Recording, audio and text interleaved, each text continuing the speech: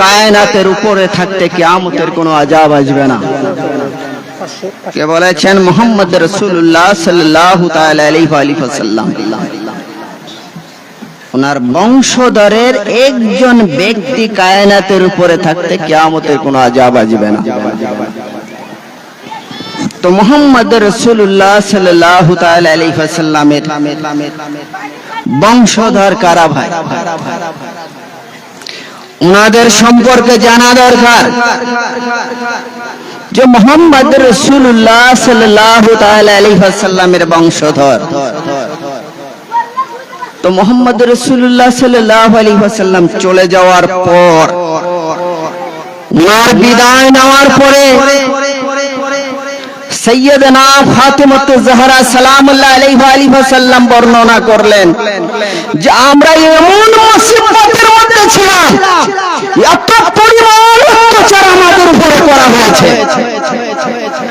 সেই জুলুম, এত পরিমাণ জুলুম হয়েছে সাইয়্যিদানা ফাতিমা জাহরা সালামুল্লাহ আলাইহি ওয়াসাল্লামের উপর। ওনার উপরে কি ধরনের জুলুম হয়েছে? সমস্ত জুলুমগুলো সাইয়্যিদানা ফাতিমা জাহরা সালামুল্লাহ আলাইহি ওয়াসাল্লাম নিজের চোখে দেখতেন। এবং ওনার আব্বা জান মুহাম্মদ রাসূলুল্লাহ সাল্লাল্লাহু আলাইহি ওয়াসাল্লাম চলে যাওয়ার পর ওনার উপরে এত পরিমাণ মুসিবত, এত জুলুম আর এত অত্যাচার হয়েছে, এটা গবেষণা করা দরকার, সমস্ত মুসলমানদের জানা দরকার যে 18 বছর বয়সে মা খাতুনে জান্নাত আতাহার সালামুল্লাহ আলাইহি ওয়াসাল্লাম এই কায়নাত থেকে ওনাকে চলে যেতে হলো। কি কারণে চলে যেতে হলো আজও পর্যন্ত আমরা কেউই জানি না। কিন্তু মুহাম্মদ রাসূলুল্লাহ সাল্লাল্লাহু আলাইহি ওয়াসাল্লাম বলেছেন যে ফাতেমা আমার হৃদয়ের টুকরা, যারা খাতুনে জান্নাতকে যারা কষ্ট দিল তারা আমাকেই কষ্ট দিল।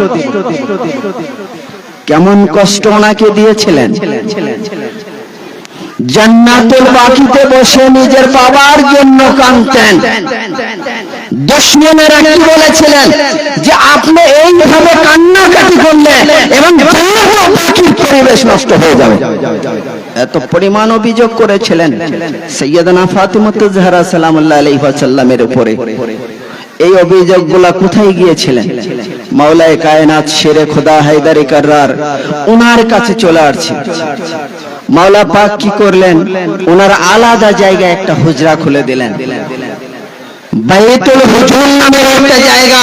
সেই হুজরাতে বসে বসে মা খাতুনে জান্নাত দিনের পর দিন মুহাম্মদ রাসূলুল্লাহ সাল্লাল্লাহু আলাইহি ওয়াসাল্লাম নিজের আব্বার জন্য বসে বসে কাঁদতেন। উনি বসে বসে কাঁদতেন। তো এরকম বেশ কিছুদিন কান্নাকাটি করতে করতে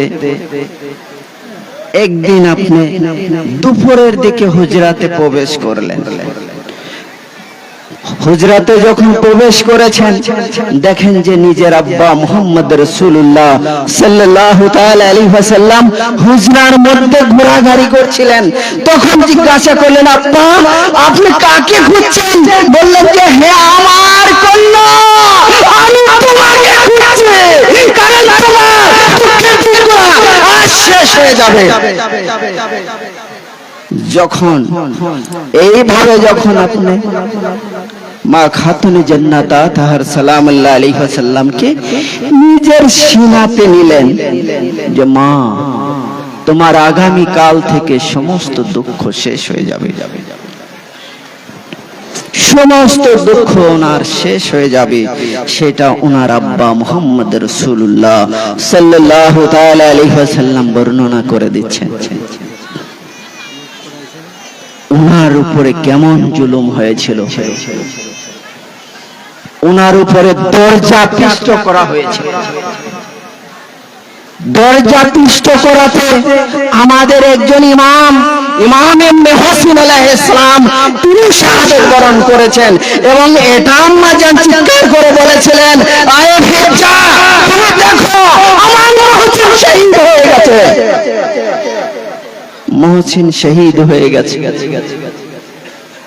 তো মা ফাতেমা জাহরা সালামুল্লাহ আলাইহি সাল্লামের উপরে যে দরজা পড়েছিল, সেই দরজা পিষ্ট হতে খাতুনে জান্নাত তাহার সালামুল্লাহ আলাইহি সাল্লামের উপরে যে কষ্টটা হয়েছে, এই ব্যাপারে একজন ডক্টর বর্ণনা করেছিলেন, যে হাড় বিশেষজ্ঞ একজন ডক্টর ছিলেন।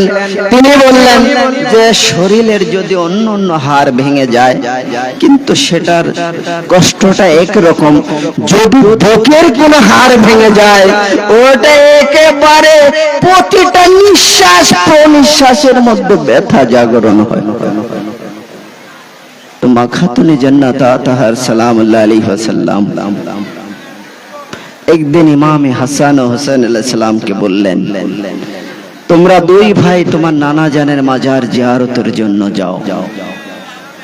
উনি আবুল হাসানকে ডাকলেন, মাওলায়ে কায়নাতকে, আবুল হাসান তুমি আমার হুজরাতে আসো, তোমার কাছে কিছু ওসিয়াত করে যেতে চাচ্ছি আমি। সেই ওসিয়াত গুলো কি ছিল ভাই? যে প্রথম ওসিয়াত হলো, আমাকে রাতের অন্ধকারে দাফন করে দিতে হবে, প্রথম। দ্বিতীয় হলো যে যারা আমার বাগে ফেদাক গুলা ছিনিয়ে নিয়ে গেছে, আমার বাগে ফেদাককে ছিনিয়ে নেওয়ার পরে মুহাম্মদ রাসূলুল্লাহ সাল্লাল্লাহু আলাইহি ওয়াসাল্লামের যে বানু হাশিমের শিশুরা, বাচ্চারা এত পরিমাণ ক্ষুধার্ত ছিল, মাওলায়ে কায়নাত শেরে খোদা হায়দারে কাররার উনাকে দিন মজুরি করতে হয়েছে। এত বড় বাগানকে যারা ছিনিয়ে গেছে, এই দুশমনদের কারণে আমার মাওলা পাককে দিন মজুরির মেহনতি করতে হয়েছে, জলের চাষবাস করতে হয়েছে, খেজুরের বাগান করতে হয়েছে, ওনাকে কূপ খনন করতে হয়েছে। এখন তো মদিনাবাসীরা ডান হাতে খাচ্ছেন, খানা দেখতেছেন, কিন্তু এই সকল কিছুর অবদানে, সকল কিছুর মেহনতে আমার মাওলা আলী আলাইহিস সালামের কারণে হয়েছে। সকল যুদ্ধগুলো উনি করেছেন, সমস্ত যুদ্ধের ফয়সালা আপনি করে দিয়েছেন, হক আর বাতিলের। 25 বছর আমার মাওলায়ে কায়নাত শেরে খোদা হায়দারে কাররার আপনি নীরবে দিন কাটিয়েছেন, কোনো প্রতিবাদ করেন নাই, কোনো প্রতিবাদ করেন নাই। কিন্তু যার অধীনস্থ সমস্ত কায়নাত ওনার দাঁড়ে দাঁড়িয়ে থাকে, সমস্ত রুহানিয়াত গুলা ওনার দাঁড়ে দাঁড়িয়ে থাকে, কিন্তু সেই মাওলায়ে কায়নাত এতটা নীরবতা পালন করলেন। মাওলায়ে কায়নাত ওনার কাছে যখন ওসিয়াত গুলা বর্ণনা করা হচ্ছিল, তখন বলেছিলেন, আবুল হাসান, আমি তো ইহাও শুনেছি যে তুমি যখন মদিনার বাজারে যাও, মদিনাবাসীরা তোমাকে সালাম দেয় না। হ্যাঁ, এটাই হচ্ছে। আর তুমিও যখন সালাম বিনিময় করো, তো তারা উত্তর দিচ্ছে না। হ্যাঁ, এটাই হচ্ছে। যে মাওলায়ে কায়নাত শেরে খোদা হায়দারে কাররারকে মসজিদের মেম্বারে থাকার কথা, তিনি মসজিদের বারান্দা থেকে নামাজ কায়েম করে তিনি ঘরে ফিরে আসতেছেন। এত পরিমাণ ওনাদেরকে অপমান করা হচ্ছে। আমরা আছি না, নামাজ পড়ে জান্নাতের আশা করছি, কিন্তু জান্নাতের মালিকদের সাথে এ ধরনের আচরণ হচ্ছে। তখন উনি বললেন যে আমার বাবার জানাজাতে যারা অংশগ্রহণ করে নাই, তারা যেন আমার জানাজাতে না আসতে পারে। তাহলে ভাই কত কষ্ট মা খাতুনে জান্নাতের থাকলে আপনি এই সকল ওসিয়াত গুলো আমার মাওলায়ে কায়নাতের কাছে দিয়ে যাচ্ছেন। আমার মাওলায়ে কায়নাত শেরে খোদা হায়দারে কাররার আম্মু জানের পাশে বসে বসে দুই চোখের পানি ঝরে দিচ্ছিলেন আর বলছিলেন, বিনতে রাসূল, আমি যখন নবী পাক সাল্লাল্লাহু আলাইহি ওয়াসাল্লাম চলে যাওয়ার পরে এত পরিমাণ দুঃখে ছিলাম, এত পরিমাণ কষ্ট আমার হচ্ছিল, যখন বিনতে রাসূল আপনাকে পাওয়ার পরে আমার সেই কষ্টগুলো অনেকটা নিবারণ হলো। তো রাসূলুল্লাহ সাল্লাল্লাহু তাআলা আলাইহি ওয়াসাল্লাম বলেছেন যে মা খাতুনে জান্নাত আতাহার সালামুল্লাহ আলাইহি ওয়া আলিহি ওয়াসাল্লাম উনি হচ্ছেন ইহকাল এবং পরকালীন নারীদের, জান্নাতি নারীদের সম্রাজ্ঞী। ইহকাল পরকালীন এবং জান্নাতি নারীদের সম্রাজ্ঞী সাইয়্যিদানা ফাতেমাতুজ জাহরা সালামুল্লাহ আলাইহি ওয়া আলিহি ওয়াসাল্লাম, যার সম্মানে মুহাম্মদ রাসূলুল্লাহ সাল্লাল্লাহু তাআলা আলাইহি ওয়াসাল্লাম উঠে দাঁড়াতেন, যার সম্মানে। আর এত বেশি আপনাকে চুম্বন করতেন, ওনার হাতে চুম্বন করতেন, ওনার কপালে চুম্বন করতেন। কারণ কি ভাই? জান্নাতের মধ্যে একটি তওবা গাছ আছে, তওবা গাছ যাকে বলা হয়, জান্নাতের একটি ভিক্ষে, সেখান থেকে আপনি একটি ফল খেয়েছিলেন। সেই ফল খাওয়ার পরে জান্নাতুল খাতুনে জান্নাত আতাহার সালামুল্লাহ আলাইহি ওয়াসাল্লাম কায়নাতের উপর আছেন, এবং যত বেশি ওনাকে চুম্বন করতেন এবং যত বেশি ওনার কাছ থেকে ঘ্রাণ নিতেন, তত উনি জান্নাতের সুগন্ধ পেতেন, জান্নাতের সুগন্ধ পেতেন। সেই মা খাতুনে জান্নাত আতাহার সালামুল্লাহ আলাইহি ওয়াসাল্লামের দরজাতে এসে নবী পাক সাল্লাল্লাহু আলাইহি ওয়াসাল্লাম দাঁড়িয়ে থাকতেন, দরজাটা ওপেন করার অপেক্ষায় দাঁড়িয়ে থাকতেন। কিন্তু সেই মা খাতুনে জান্নাত আতাহার সালামুল্লাহ আলাইহি ওয়াসাল্লাম কি করলেন? মাওলায়ে কায়নাতের কাছে এইভাবে ওসিয়াত দিতে লাগলেন, রাতের অন্ধকারে আমাকে দাফন করা হবে। মাওলায়ে কায়নাত শেরে খোদা হায়দারে কাররার উনি দুই চোখের পানি ছেড়ে দিলেন আর বললেন যে বিনতে মাওলা, বিনতে রাসূল, আপনার হারানোর বেদনা আমি সইতে পারবো না, আপনার হারানোর বেদনা আমাকে এতটাই কষ্ট দেবে, আমি এখনই সইতে পারি না। কিন্তু যখন সাইয়্যিদানা ফাতেমাতুজ জাহরা সালামুল্লাহ আলাইহি ওয়াসাল্লাম যখন কথা বলতে শেষ হলো, হাসান ও হোসেন আলাইহিস সালাম দৌড়িয়ে ঘরের দরজায় চলে আসলেন। মাওলায়ে কায়নাত দরজা খুলে দিলেন। বাবা তোমরা চলে আসলে? বললেন নানা জানের মাজারের কাছে গিয়ে যখন আমরা দাঁড়াইলাম, কিন্তু ইব্রাহিম নবী তখন ওখানে দাঁড়ানো। ইব্রাহিম আলাইহিস সালাম বলেছিলেন যে আল্লাহর রাসূল, খাতুনে জান্নাতের এতিম দুইজন আপনার মাজারে কেন? তখন আমাদের বোঝার আর বাকি থাকলো না, তাই আমরা দৌড়িয়ে আবার নিজের বাড়িতে ফিরে আসছি। তো মাওলায়ে কায়নাত শেরে খোদা হায়দারে কাররার বললেন, তোমার আম্মা হুজরার মধ্যে সেজদার মধ্যে পড়ে আছে। কিছুক্ষণ পরে গিয়ে দেখলেন যে খাতুনে জান্নাত আতাহার সালামুল্লাহ আলাইহি ওয়াসাল্লাম সেজদার মধ্যে পড়ে আছে।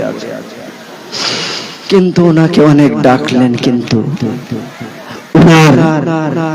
শেষ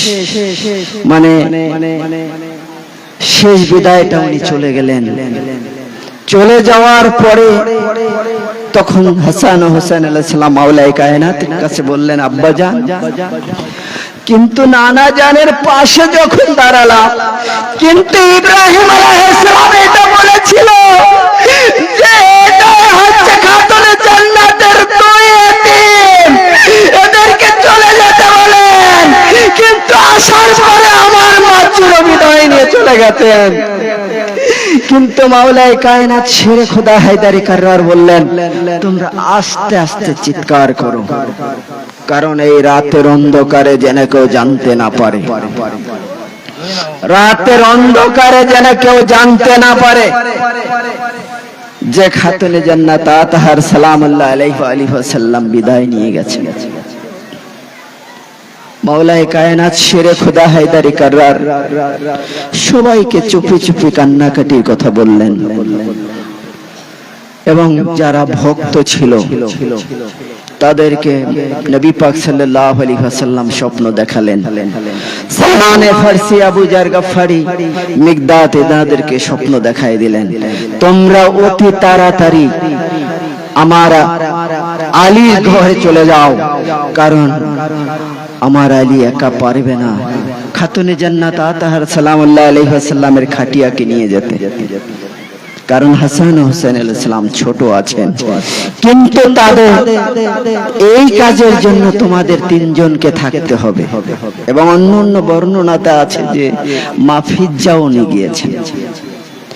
কিন্তু যখন মাওলায়ে কায়নাত শেরে খোদা হায়দারে কাররার যখন মা খাতুনে জান্নাতকে যখন গোসল দেওয়াচ্ছিলেন, আসমা বিনতে আসমা আসলেন, পানি নিয়ে আসতেছিলেন, তখন যখন পানি দিয়ে মাওলায়ে কায়নাত শেরে খোদা হায়দারে কাররার যখন গোসল দেওয়াচ্ছিলেন মা খাতুনে জান্নাত আতাহা সালামুল্লাহ আলাইহি ওয়া সাল্লামকে, তখন মাওলায়ে কায়নাত শেরে খোদা হায়দারে কাররার আপনি এত জোরে চিৎকার দিলেন যে আমার ফাতিমা এত বড় সাবেরা ছিল যে আমি যখন মা খাতুনে জান্নাতকে যখন গোসল দেওয়াচ্ছিলাম দেখলাম মায়ের বুকে 5টি হাড় ভেঙে গেছে, এই হাড় ভেঙে রয়েছে। এবং বিনতে রাসূল আমার কাছে কোনোদিন বলে নাই, কিন্তু এত কষ্ট নিয়ে আল্লাহর রাসূল সাল্লাল্লাহু আলাইহি ওয়াসাল্লামের কন্যা পৃথিবী থেকে চলে গেলেন। যখন আপনি কাফনের কাপড় করে দিলেন, তখন উনি বললেন, এই যায়নাব তোমার আম্মার সঙ্গে আখিরি জিয়ারত করো। মা যায়নাব আলাইহিস সালাতু ওয়াস সালাম বাবার জড়িয়ে ধরলেন যে বাবা এখন থেকে কি আমাদের মুসিবত আরো এখন থেকে এত পরিমাণ মুসিবত আমাদের বেড়ে যাবে, লোকেরা জানবে না। তখন মা যায়নাব আলাইহিস সালাতু ওয়াস সালামের বয়স হলো কত বছর? 4 বছর বয়স। 4 বছর বয়সে দেখেন এতিম হয়ে গেলেন। মা যায়নাব সালামুল্লাহ আলাইহি ওয়া সাল্লাম আখিরি জিয়ারত করলেন মায়ের কাছে। ফিজ্জাকে বলা হলো, ফিজ্জা তুমি যাও সৈয়দনা ফাতিমা জাহরা সালামুল্লাহ আলাইহি ওয়া সাল্লামের সঙ্গে দেখা করো।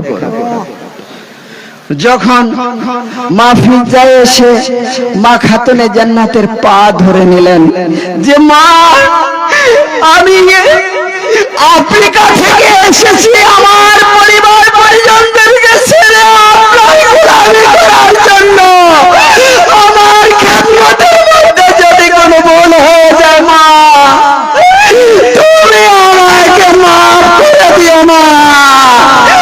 এই বলে বলে মা ফিজ্জা কাঁদতেছিল এবং মা ফিজ্জা দৌড়ে গিয়ে মাওলা আলীকে ধরলেন, আমার আকা, আমার মাওলা, আমি সারা জীবন আপনাদের জন্য বিদা করে দিচ্ছি, উৎসর্গ করে দিচ্ছি, কিন্তু আজকে আমি যে আর জন্য আমি আফ্রিকা ছেড়ে যার খেদমতের জন্য অত পরিমাণ আমার যাতা চালাইতেন এবং হাতে বোটকা পরে হাত বেড়ে যেত এবং যাতা চালিয়ে সমস্ত আহলে বাইতের উনি লালন পালন করেছিলেন, সেই ফাতিমা জাহরা সালামুল্লাহ আলাইহি ওয়া সাল্লাম।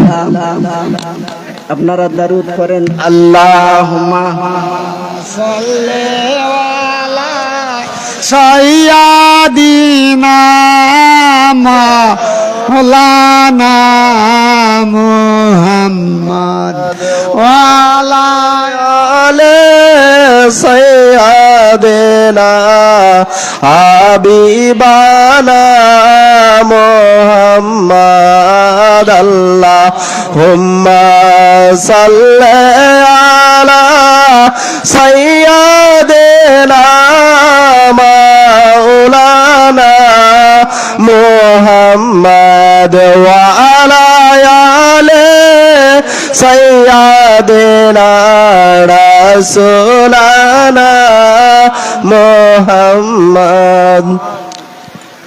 যখন মাওলায়ে কায়নাত শেরে খোদা হায়দারে কাররার যখন বললেন দুই শাহজাদা হযরত ইমাম হাসান ও হুসাইন আলাইহিস সালামকে বললেন, বাবা তোমরা দুই ভাই তোমার মায়ের আখিরি জিয়ারতটা করে নাও। দুই ভাই অভিমান করে নিয়েছেন যে মা যতক্ষণ পর্যন্ত আমাদেরকে ডাকবে না ততক্ষণ পর্যন্ত আমরা মায়ের কাছে যাব না। দুই ভাই মায়ের কাফন পরানো অবস্থায় তাকিয়ে আছেন। যখন তাকিয়ে আছেন দেখতে পারলো যে মায়ের কাফন অবস্থায় দুই দিক থেকে কাপড় ফেটে হাত বাড়িয়ে গেছে। দুই ভাই দৌড়িয়ে গিয়ে মায়ের দুই হাত ধরে নিলেন। মা, মা তুমি আমাদেরকে এতিম করে এই কায়নাত থেকে চলে গেলে, কিন্তু নানা জানতো বারবার বলেছেন আমি কারবালার মাঠে নির্মম ভাবে হত্যা হয়ে যাব মা। ইমাম হাসান আলাইহিস সালাম বলতে লাগলেন যে মা, নানা তো ইহাও বলেছে আমাকে বিস্মান করে শত্রুরা হত্যা করে দেবে, আমাদের উপরে রাষ্ট্রীয় ভাবে 70 বছর আমাদের উপরে গালিগালাজ করা হবে এবং মেম্বারে মেম্বারে দাঁড়িয়ে আমাদের উপরে গালিগালাজ করবে মুসলমানেরা। যখন এই ঘটনা যখন বর্ণনা করতেছিলেন দুই ভাই মায়ের হাত ধরে কাঁদতেছিলেন যে মা আমরা এত ছোট ছোট বয়সে এতিম হয়ে যাচ্ছি। যখন রাতের অন্ধকারে ওনার খাটিয়াটাকে যখন নিয়ে যাওয়া হলো জান্নাতুল বাকিতে, জান্নাতুল বাকিতে মাওলায়ে কায়নাত ওনার খাটিয়া তুলে নিলেন। তুলে নিয়ে যখন ওনাকে কবরে দিচ্ছিলেন, কবর থেকে একটি হাত বাড়াইলো। ওই হাত কার ছিল ভাই? মুহাম্মদ রাসূলুল্লাহ সাল্লাল্লাহু তাআলা আলাইহি ওয়াসাল্লামের হাত ছিল। যখন এই ঘটনা যখন বলতেছিলেন মাওলায়ে কায়নাত দুই চোখের পানি ছেড়ে দিলেন। আয় আল্লাহর রাসূল সাল্লাল্লাহু আলাইহি ওয়াসাল্লাম, আপনার কাছ থেকে যে আমানত আমি নিয়েছিলাম সেই আমানতকে সেইভাবে আমি ফিরিয়ে দিতে পারি না আল্লাহর রাসূল। আপনার কাছে সেই আমানত আমি ফিরিয়ে দিতে পারলাম না, কিন্তু অতি শীঘ্রই জানতে পারবেন আপনার উম্মতরা আমার সাথে কি ধরনের গাদ্দারি করেছিল, কি ধরনের বেঈমানি করেছে, এটা আপনার খাতুনে জান্নাতের কাছ থেকে জানতে পারবেন। ইহা বলার পরে ওনার ওইখানে একটি বর্ণনাতে পাওয়া যায় যে ওনার লাশ গায়েব হয়ে গেল বা আসমানে তুলে নিয়ে যাওয়া হলো, শুধু ওই কবরটা শুধু মাটিতে ঢেকে দেওয়া হলো। তো সাইয়্যিদানা ফাতেমাতুজ জাহরা সালামুল্লাহ আলাইহা আলিহি ওয়াসাল্লামের মর্যাদার ব্যাপারে, ওনার মর্যাদা, ওনার যে এত ঘটনা আছে তাহলে আমি এক মাস থেকে যদি বর্ণনা করে আমি শেষ করতে পারবো না। শুধু ওনার এই ঘটনার উপরে ভাই একটা প্রোগ্রাম করতে গেলে 25টা কিতাব পড়তে হয়। একটা ঘটনা বর্ণনা করতে গেলে 25টা কিতাব পড়তে হয়। এই সকল কিতাবগুলো উর্দুতে ভাই, এখানে বাংলা কোনো কিতাব নাই, উর্দুতে এই কিতাবগুলো পড়তে হয়। কারণ মাওলায়ে কায়নাতকে বলা হয়েছিল, খাতুনে জান্নাত আতাহার সালামুল্লাহ আলাইহি ওয়াসাল্লাম বললেন, আবুল হাসান তুমি কিছুদিন পর পর গিয়ে আমার কবরে সালাম জানায়ো। মাওলা পাক গিয়ে কি করতেন? মা খাতুনে জান্নাত আতাহার সালামুল্লাহ আলাইহি ওয়াসাল্লামের কবরের উপর মাথা রেখে উনি কাঁদতেন, বসে বসে কাঁদতেন। ওনাদের কান্না কিন্তু শেষ হয়নি। এইভাবে মাওলা পাক কিছুদিন থাকার পরে উনি কি করলেন? উনি মদিনা হিজরত করে কুফায় চলে গেলেন। কাদের কারণে গিয়েছে যে আপনি মদিনা ছেড়ে কুফায় চলে গেলেন? এবং কারা বেঈমানি করেছে আমার মাওলার সাথে? যাদের উপরে 24 ঘন্টা আমরা ইবাদতের আশায়, জান্নাতের আশায় দরুদ ও সালাম পড়ি, আজ তাদেরকে মদিনা ছাড়া করছি। তাই করছি না ভাই? আল্লাহুম্মা সাল্লি আলা মুহাম্মদ ওয়া আলি মুহাম্মদ। এখন যদি আপনাদের মাঝে এক টাইমের মধ্যে 40টা আয়াত যদি বর্ণনা করে দেয়, তাতে লাভ হবে না। কারণ হৃদয় যদি ঈমান যদি সঠিক না হয়, তাহলে ভগবানের জুতা টেনেও লাভ নেই। যদি হৃদয় ঈমান যদি সঠিক না হয়, খালেস না হয়, তো ভগবানের জুতা টেনেও কোনো লাভ হবে না। এটা উদাহরণ আর কি, যে জ্ঞানী লোককে নিয়ে জাহান্নামে বসবাস করা ভালো, আর মূর্খ লোক নিয়ে জান্নাতে বসবাস করলে জান্নাতের মধ্যে আগুন লাগিয়ে দেবে। বুঝতে হবে, মূর্খ আলেম দ্বারা ঈমানকে ধ্বংস করে দেয়, আর মূর্খ ডাক্তার দ্বারা রোগীকে হত্যা করে দেয়। তাই দেয় না ভাই? এটা জানা দরকার। তো তখন মাওলায়ে কায়নাত শেরে খোদা হায়দারি কাররার ওনার সমস্ত সন্তানগণ এতিম হয়ে গেলেন। এতিম হওয়ার পরে কিন্তু মাওলায়ে কায়নাত শেরে খোদা হায়দারি কাররার ওনার যদি শাহাদাতের ঘটনা বলতে যাই, আরো সময়ের দরকার। ইমাম হাসান আলাইহিস সালামের শাহাদাতের ঘটনা বলতে গেলে আরো সময়ের দরকার। কিন্তু আমি চাচ্ছি আপনারা যেটা চাচ্ছেন, আমি ওই ঘটনা পর্যন্ত যেতে চাচ্ছি। কিন্তু সমস্ত ঘটনা বলতে গেলে আর বাকি যারা আসে তারা কিছুই বলতে পারবে না, কারণ টাইম শেষ হয়ে যাবে। কারণ যখন মা জাইনাব আলাইহিস সালামকে কিন্তু ফাতেমায়ে সানি বলা হয়, ফাতেমায়ে সানি বলা হয়, যখন উনি মাতৃগর্ভে ছিলেন, খাতুনে জান্নাতের গর্ভে যখন উনি ছিলেন, নবী পাক সাল্লাল্লাহু আলাইহি ওয়াসাল্লাম বলেছিলেন যে আমি সফরে যাচ্ছি, সফর থেকে এসে আমি এই শিশুটার নাম রেখে দেব। ওই শিশুটার নাম রাখলেন মা জাইনাব সালামুল্লাহ আলাইহি ওয়াসাল্লাম। মা জাইনাব আলাইহিস সালামের নাম যখন রেখে দিলেন, যাকে বলা হয় ফাতেমায়ে সানি, দ্বিতীয় ফাতেমা বলা হয় ওনাকে। দ্বিতীয় ফাতেমা ওনাকে বলা হয়।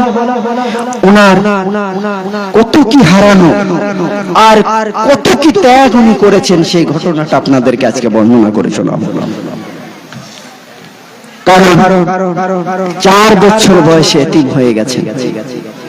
এতিম আস্তে আস্তে বড় হচ্ছে বাবার কাছে থেকে থেকে। যখন আব্দুল্লাহ বিন জাফরের সাথে যখন মাওলায়ে কায়নাত যখন শাদী দেবেন, তখন আব্দুল্লাহ বিন জাফরকে বলেছিলেন, এ জাফর, তুমি যদি আমার জাইনাবকে শাদী করতে চাও, কিন্তু শর্ত এখানে আছে। শর্তটা কি? যে আমার জাইনাবকে কারবালায় যাওয়ার অনুমতি থাকতে হবে। তোমার এই মোহরানার মধ্যে আমি এটা লিখে দিতে চাই। ঠিকই তাই করা হলো। কিন্তু মা জাইনাব আলাইহিস সালাতু ওয়াস সালাম যখন সেই মদিনা থেকে ভাইয়ের সাথে রওনা দিবেন, ভাইয়ের সাথে রওনা দেওয়ার জন্য তো সকলকে বলতে হয় না, তখন নিজের স্বামীর কাছে বললেন, আব্দুল্লাহ বিন জাফরের কাছে, জাফর, আমার ভাই তো কারবালায় চলে যাবে, আমি আমার ভাইয়ের সফরে চলে যেতে চাই। বলল যে ঠিক আছে, আমি অনুমতি দিয়ে দিয়েছি, কারণ মাওলা পাক তো বলেছেন আমাকে, মোহরানার মধ্যে তো সেই ঠিকই লেখা আছে। তো বললেন যে আমি বিদায় নিতে চাচ্ছি, বিদায় নিয়ে চলে যাচ্ছি। পিছন থেকে আব্দুল্লাহ বিন জাফর মনে পড়লো, জানি আমি মাওলার কাছে তো হ্যাঁ বলেছি, আমার যদি কোন সন্তান হয় তা ইমাম পাকের জন্য কুরবানি করে দেব, কিন্তু আজকে জাইনাব তো চলে যাচ্ছে। 2 শাহজাদার 2 কাঁধের উপর হাত রেখে বলে, জাইনাব, আয় জাইনাব, তুমি আমার দিকে একবার ফিরে তাকাও। মা জাইনাব মনে করেছিলেন মনে হয় আমাকে আর কারবালায় যাওয়া হবে না। তখন ফিরে তাকালেন, দেখলেন যে আব্দুল্লাহ বিন জাফর কি করেছে, 2 শিশু কাঁধের উপর হাত রেখে দিয়েছে। হাত রেখে আস্তে আস্তে আস্তে আস্তে, জাইনাব তুমি কারবালায় চলে যাবে? বলে হ্যাঁ। আমার এই দুই শাহজাদাকে তুমি কারবালায় নিয়ে যাবে। আমার এই দুই শাহজাদা আওনে মুহাম্মদ, এই দুই সন্তানকে তুমি কারবালায় নিয়ে যাবে, যদি আমার হুসাইনের জন্য যদি কোনো কাজে লাগে যায়, প্রয়োজন হলে আমার হুসাইনের জন্য স্বর্গ করে দেবে, কুরবানি করে দেবে। তখন মা যায়েনাব আলাইহিস সালাম দুই শিশুকে নিয়ে নিলেন। শিশুকে নিয়ে সকলকে বিদায় করার পরে জানেন ফাতেমা সুগরা, যিনি ইমাম পাকের একেবারে ছোট্ট কন্যা ছিলেন এবং সে অনেক অসুস্থ থাকার কারণে তাকে কিন্তু কারবালায় নিয়ে যাওয়া হয়নি। যখন সকলে বিদায় নিচ্ছিলেন, তিনি কিন্তু দিশারা হয়ে বাবার পোশাক জড়িয়ে ধরছিলেন। বাবা যেখানে যেখানে অবস্থান করছেন সেখানে সেখানে আপনি চিৎকার করে কাঁদতেছিলেন। তখন বললেন যে মা যায়েনাব আলাইহিস সালাম বললেন যে সুগরা, আমরা তো চলে যাব, মদিনা থেকে কারবালার উদ্দেশ্যে চলে যেতে চাই। তখন বললেন যে হ্যাঁ ফুফু জান, আমি জানি। তুমি কি জানো? বললে ফুফু, আমি এটাও জানি যে আপনারা যে কারবালায় চলে যাবেন, কারবালাতে আপনারা চলে যাবেন, গত রাতে আমার দাদি ফাতেমা জাহরা সালামুল্লাহ আলাইহা সাল্লাম বলেছেন যে তোমার বাবা কারবালায় চলে যাবে, আর কোনোদিন ফিরে আসবে না। তোমার ছোট্ট ভাই আলী আসগার, যাকে তুমি এত লালন পালন করো, যাকে দোলনা দোলায় বসে বসে তোমার সেই ভাইও চলে যাবে, সে আর কোনোদিন ফিরে আসবে। তখন বললেন ফুফু জান, আমার দাদাও এসেছিলেন, আমার আম্মা, আমার দাদি ফাতেমা জাহরা সালামুল্লাহ আলাইহা সাল্লাম গত রাতে আমার কাছে দাঁড়িয়ে বলেছে, এ সুগরা, তোমার বাবা কারবালায় চলে যাবে, তোমার ভাই আলী আসগার 6 মাসের শিশু, যিনি কারবালায় চলে যাবে, আর কোনোদিন মদিনায় ফিরে আসবে না। ভাইকে জড়িয়ে ধরে ধরে কাঁদতেছিলেন, উনি জড়িয়ে জড়িয়ে কাঁদতেছিলেন। আলী আসগারকে জড়িয়ে কাঁদছিলেন যে ভাইয়া, তুমি কারবালায় চলে যাবে, আর কোনোদিন আমাদের মাঝে ফিরে আসবে না। যখন এই কাফেলাটাকে নিয়ে যখন আপনি কি করলেন, সমস্ত কাফেলা নিয়ে যখন কারবালার ভূমিতে আসলেন, সেই ভূমিটা খরিদ করলেন, ওখানে অনেক কিছু করা হলো, হেবা করা হলো, যে সেখানে ওই অবস্থানে সমস্ত কিছু করে দেওয়ার পরে কারবালার মধ্যে একটি ঝড় আরম্ভ হয়ে গেল। গভীর রাত্রে এত ঝড়, তখন ইমাম পাক বললেন যে হ্যাঁ, আমরা এত বড় মুসিবতের মধ্যে আছি, যে এত পরিমাণ মুসিবতের মধ্যে আমরা আছি যে এখানে কারবালার উপরে ঝড় হচ্ছে। হঠাৎ একজন বৃদ্ধ মহিলার কান্নার আওয়াজ আসতেছিলেন। তখন বললেন যে এই যায়েনাব, তুমি একটি কুপি জ্বালিয়ে যাও। ওই বৃদ্ধ ভদ্র মহিলা করুণ সুরে কারবালার মাঠে কাঁদতেছে। কারণ কি? যখন বোরকা পরিধান করে তাঁবুর বাইরে যখন একটি খেজুরের গাছের নিচে একজন বৃদ্ধ মহিলা কাঁদতেছিলেন, তখন মা যায়েনাব আলাইহিস সালাতু ওয়াস সালাম বললেন যে বিদেশিনী বৃদ্ধ ভদ্র মহিলা, কারবালার মাঠে আমাদের মুসিবত, আমরা দুঃখ নিয়ে আসি, আপনার এমন কি দুঃখ যে আপনি এখানে কাঁদছেন, ক্রোধন করছেন? যখন ওনার চেহারা নাকাব তুললেন, দেখলেন সাইয়্যিদানা ফাতেমা জাহরা সালামুল্লাহ আলাইহা সাল্লাম এবং মা যায়েনাবকে জড়িয়ে ধরে বললেন যে আয় যায়েনাব, আমি তোমার সঙ্গে ওয়াদা করেছি এবং আমি এবং কিয়ামতের মাঠে সমস্ত ব্যাপারে সাক্ষী থাকব। এইভাবে আপনি কি করলেন? দেখা হলো মা যায়েনাব আলাইহিস সালাম তাঁবুতে ফিরে গেলেন। পরের দিনে একজন বৃদ্ধ লোকের কান্নার আওয়াজ আসলেন। ইমাম পাক নিজে গেলেন, গিয়ে দেখলেন একজন বৃদ্ধ লোক কাঁদতেছিলেন। গিয়ে বললেন যে আপনার কি এমন দুঃখ যে এই কারবালার মুসিবতের মধ্যে আপনি কাঁদতেছেন? বলে হ্যাঁ। যখন চেহারা তুললেন দেখলেন নানা মুহাম্মদ রাসূলুল্লাহ সাল্লাল্লাহু আলাইহি ওয়াসাল্লাম নানা জানকে জড়িয়ে ধরে বললেন যে নানা জান, নজরানের ময়দানে যখন আমি গিয়েছিলাম খ্রিস্টানদের সাথে, মুবাহালার ময়দানে যখন ছিলাম তখন এত ছোট ছিলাম, মসজিদে নববীতে আমি খেলা করেছি, তোমার পিঠের উপরও আমি বসে আরোহণ হয়েছি, তোমার কাঁধে বসেছি, আমি তোমার কোলে পিঠে বসে লালন পালন হয়েছি। আমি হুসাইন, এই হুসাইন আলাইহিস সালামের ব্যাপারে বলেছেন হুসাইন মিন্নি ওয়া মিনাল হুসাইন। মুহাম্মদ রাসূলুল্লাহ সাল্লাল্লাহু তাআলা আলাইহি ওয়াসাল্লাম বর্ণনা করেছেন। এইভাবে যখন কারবালার মাঠে ইমাম পাক এবং সকাল থেকে সন্ধ্যা পর্যন্ত সকল শিশু ও যুবকদের লাশ তুলতেছিলেন এবং শরীর দুর্বল হয়ে গেছে, শত্রুরা ময়দানে দাঁড়িয়ে চ্যালেঞ্জ করতেছে, হুসাইন কি হয়েছে, আমাদের সঙ্গে যুদ্ধ কর। কিন্তু ইমাম পাক কখনো মা জাইনাব আলাইহিস সালামের তাবুতে প্রবেশ করলেন, কখনো উম্মে লাইলা, উম্মে ফারওয়া, রুবাব এবং সকলের তাবুতে গিয়ে দেখাশোনা করছেন। এইভাবে যখন দেখাশোনা করলেন তখন উনি বললেন একটা কাজ করো তোমরা, আমাকে একটি কাপড়ের পুটলিটা দিয়ে দাও। তো মা জাইনাব আলাইহিস সালাতু ওয়াস সালাম বললেন একটা কাপড়ের পুটলি দিলেন, নতুন কাপড়। বললেন এটা তো মদিনার মাঠ না, এটা তো কারবালার মাঠ, তো পুরানা কাপড় একটু বেশি করে ছেড়ে নিলেন।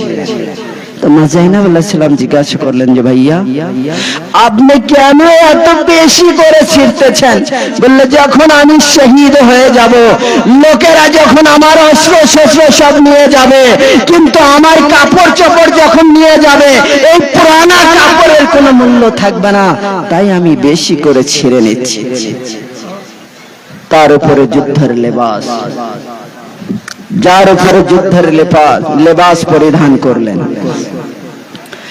যুদ্ধের লেবাস পরে নিলেন এবং জুলফিকার তরবারি হাতে নিলেন এবং যে জুলজানায়ের পিঠে মুহাম্মদ রাসূলুল্লাহ সাল্লাল্লাহু তাআলা আলাইহি ওয়াসাল্লাম আরোহণ করেছেন, যে জুলজানায়ের পিঠে মাওলায়ে কায়নাত শেরে খোদা হায়দারি কাররার আরোহণ করেছেন, সেই দুলদুলের পৃষ্ঠে আপনি যুদ্ধের ময়দানে চলে গেলেন। যুদ্ধের ময়দানে যখন গিয়েছেন, যাওয়ার পরে এবং উনি বললেন যে আমার তিনটা শর্ত তোমরা পালন করো, তো ভালো, না করলে তোমাদের ইচ্ছা। যখন বললেন প্রথম শর্ত আমার তাঁবুতে পানি নাই, কিছু পানি দিয়ে দাও। তো এইভাবে যখন পানি ওনাদেরকে দেওয়া হলো না, কিন্তু আমাকে সংক্ষিপ্ত কেটে যাইতে হচ্ছে। যখন আশুরার মানে দিন যখন শেষ হয়ে যাওয়ার পরও শামে গরিবার রাত আসলো, যখন সকলকে বন্দী করে যখন স্বামীর উদ্দেশ্য নিয়ে যাওয়া হবে, তখন মা জাইনাব আলাইহিস সালাতু ওয়াস সালামের হাতে রশি বাঁধা। এই সকল কাফেলার অপেক্ষায় শামবাসীরা দাঁড়িয়ে আছে এবং শামের বাজারকে সুসজ্জিত করা হলো। শামের বাজারকে যখন সুসজ্জিত করা হলো, যখন মা জাইনাব আলাইহিস সালামের কাফেলা যখন বাজারের মধ্যে প্রবেশ করলো, চারিদিক থেকে ওনাদের উপরে পাথর আর গরম পানি নিক্ষেপ করতে লাগলো এবং মা জাইনাব আলাইহিস সালামের উপরে গরম পানি আর পাথর নিক্ষেপ করতেছিলেন। মা জাইনাব আলাইহিস সালাতু ওয়াস সালাম একবার উনি সৈয়দুস সাজ্জাদ জাইনুল আবিদিন আলাইহিস আলাইহিসসালামের সামনে দাঁড়িয়ে আছেন, আর একবার মা সাকিনা আলাইহিসসালামের সামনে দাঁড়িয়ে আছেন, ডাল হয়ে দাঁড়িয়ে আছেন, যেন তাদের উপরে যেন পাথর আর গরম পানি নিক্ষেপ না করতে পারে। এবং মা জাইনাব আলাইহিসসালামের চেহারা গরম পানিতে ক্ষত বিক্ষিপ্ত হয়ে গেছে। উনাদের এক পর্যায়ে যখন দরবারে দাঁড় করানো হলো, তখন এজিদ তিনি তার সিংহাসনে বসে বলতে লাগলো যে হুসাইনের বোন জাইনাবকে আমার কাছে ডাকো। তখন মা জাইনাব আলাইহিসসালাম আব্বাস আলামদারের বর্ষার দিকে তাকিয়ে বললেন, আয় আব্বাস, আয় আব্বাস, আয় আব্বাস, আজকে তোমার বোন জাইনাব বড় মজলিসে বেপরদার অবস্থায় সারা পেয়েছিদের দরবারে, এবং সেই দরবারে বড় বড় কোরআনের হাফেজ এবং বড় বড় নামাজিরা ছিল। আজকে আমাকে এই বড় দরবারে আমাকে বেপরদার অবস্থায় ডাকা হচ্ছে, এবং এজিদ বলতেছিল যে আজকে আলীর বদলা আলীর কন্যার কাছ থেকে নিয়ে নেব। এইভাবে যখন দরবারে বলতেছিল, তখন মা জাইনাব আলাইহিসসালাম এবং সামনে নিলেন এবং বললেন যে, তখন বলে উঠলেন, আমার মা ফাতেমাতুজ জাহরা সালামুল্লাহ আলাইহি ওয়া সাল্লাম যখন অধিকারের জন্য গিয়েছিলেন, তিনি পর্দায় অবস্থায় ছিলেন। আজ আমি এবং হাতে রশি বাঁধা বেপরদায় অবস্থায়, কিন্তু আমার সাথে আমার নানা মুহাম্মদ রাসূলুল্লাহ সাল্লাল্লাহু আলাইহি ওয়াসাল্লাম যার কালিমা পড়ে তোমরা মুসলমান হয়েছো, আমি তারই বংশধর, এবং আমার নানা রশি আমার আব্বা আলী ওয়ালিউল্লাহ, আমি তারই কন্যা জাইনাব। এবং বললেন যে আমার সঙ্গে ওক্তের ইমাম আছে, আমার সঙ্গে নবীর বংশধরেরা আছে, যাদের উপরে তোমরা গরম পানি আর পাথর নিক্ষেপ করেছো। এই শামবাসীরা, তোমরা জানো না আমার আম্মা ফাতেমাতুজ জাহরা, আমার নানা মুহাম্মদ রাসূলুল্লাহ, আয় শামবাসীরা, আমার বাবা আলী আলাইহিসসালাম এক সময় দরবারের মধ্যে আজান দেওয়া হলো, আজানের মধ্যে বলা হলো আশহাদু আন্না মুহাম্মাদার রাসূলুল্লাহ। তখন বলল, এই শামবাসীরা, আজানের মধ্যে যার নাম নিচ্ছ তিনি আল্লাহ মুহাম্মদ রাসূলুল্লাহ সাল্লাল্লাহু আলাইহি ওয়াসাল্লাম। আরে শামবাসীরা, তোমরা জানো না আমার মা ফাতেমাতুজ জাহরা, ওই শামবাসীরা যারা আমাকে চেনো না, আমি রাসূলুল্লাহ সাল্লাল্লাহু আলাইহি ওয়াসাল্লামের বংশধর, কিন্তু আমার মা খাতুনে জান্নাত যখন কিয়ামতের মাঠে যখন আল্লাহ তাআলার কাছে বিচার দায়ী করে দেবেন, তখন সমস্ত হাসরের মধ্যে ভূমিকম্প হবে, সমস্ত পয়গম্বররা নিজ নিজ আসন থেকে পড়ে যাবে। তখন জিবরিল আমিন রাসূলুল্লাহ সাল্লাল্লাহু আলাইহি ওয়াসাল্লামকে খুঁজবেন এবং খুঁজে খুঁজে বলবেন, আয় আল্লাহর রাসূল, মা খাতুনে জান্নাত তো আল্লাহর কাছে বিচার দিয়ে দিয়েছেন। তখন আল্লাহর রাসূল সাল্লাল্লাহু আলাইহি ওয়াসাল্লামের কাছে আল্লাহ তাআলা বলবেন, আয় আমার হাবিব, আপনি মাকে যদি শান্ত করেন তো আমি জান্নাতের একটা সুচিন্তা করে দেব, আর যদি মা জালালি হয় আমি সকল উম্মতকে জাহান্নামে ছেড়ে দেব। এবং যখন আল্লাহর রাসূল সাল্লাল্লাহু আলাইহি ওয়াসাল্লাম মায়ের কাছে এসে দাঁড়ালেন, মা তুমি এটা কি করেছো? তখন মা খাতুনে জান্নাত বললেন, দুনিয়াতে এত মুসিবত ছিল, এত জুলুম ছিল, কি কারণে আমার মাওলাকে হত্যা করা হয়েছে?